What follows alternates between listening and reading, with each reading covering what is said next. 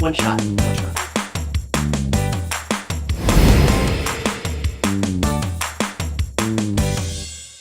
Well, then everybody has their own little style and everything. You know, that's why you get the Michael Duru experience. Everything we just talked about when you come in. Right. So that's really and just, you know, I cannot emphasize that enough. This is a staff of not one. This is a 14-person operation in here.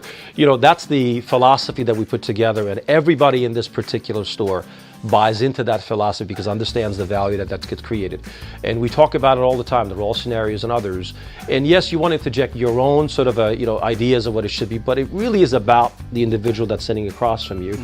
And then, you know, we have to kind of help that develop that personal style, and everybody in the store would buys into that. And that's I think great. So it's not just you. They're taking the brand of Michael Duru, and everybody is going to experience that with whomever they may be with. Absolutely. Love that. Let's get some threads on or done. You know, looking good. So let's play a little role play. Let's just say you're the groom that comes in. So that's really a typical process of that. Before we get to any details about, you obviously find out when is the wedding, how many people, what is it that you're trying to achieve, and obviously within those things we're starting to formulate already in our mind what direction we're going to take you. Sure. There's always a thing that I ask. I'm very comfortable asking with that. What's our budget? Okay, what are we looking to? Because that's important. Right. And you need to kind of get that in there because, look, what we are trying to put into it is even if you have a Volkswagen budget with a Rolls-Royce taste, we still have to kind of make sure that the item is created. So that part of the process is talked about. And then we say, listen, do you have inspiration, do you have style that you have in mind? And we know it's really a lot of give and take involved to it. Once we go through the process, and generally the accessories are the last thing that we leave, but first we talk about the stylistic things. We'll give them a slideshow if they need to. There's a whole discussion. We take photos. Photos are a very important part of the item. You take posture photos so that we have some, Sure. And we have a grid system that we utilize on that. And this is every color tuxedo has ever been created to man. So there's really like a color chart that you could kind of go off of in here. So we'll try to find out. As I said, navy tuxedos are huge right now. Well, there are 17 different shades of navy that you could possibly interject into it.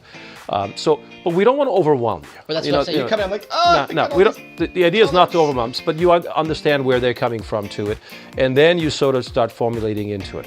I will tell you, sometimes less is better, and you have to kind of, keep them focused on what matters. And what matters is that, everybody's sort of happy with the outlook it's going to come out to. We do interject that you really got to think and look at it as a complete picture at some point. So right now, simple things. Is it going to be a peak lapel, single-breasted tuxedo with ticket pockets? Right. The big thing right now is we're doing little stitch details, a lot of little contrast like what you have on your jacket. That seems to be the kind of the new thing. What if somebody, which a lot of people, ticket pockets, they have no idea what is there, a ticket in my pocket? They have no idea what that means. Right. I don't know what I should wear. Right. What do I do? Okay. Well, again, we got to show and tell. You got to physically put certain things onto it. We'll also even go to the extent of what's appropriate gift items you give to your groomsmen and things of that nature. I like all those things that we sort of take into consideration. And we also want to look at the larger picture. Whether they came to us for the groomsmen's rentals, items, or other, we have advice that we give them as well.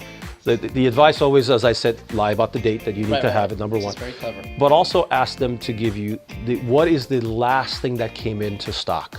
Because you don't want the 40th dry cleaned prom tuxedo to be part of your thing. You want the freshest one, because they add, things every season. You want the freshest one that's out there. And you ask them those kind of questions to it.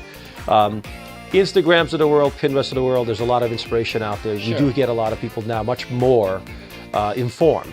Now, how about, I'm not big on, there's always fads, right? This is in this year. I'm not a big fan of following trends. This is what's trending. I like to do my own thing. Should people follow what is trendy? Should they not follow?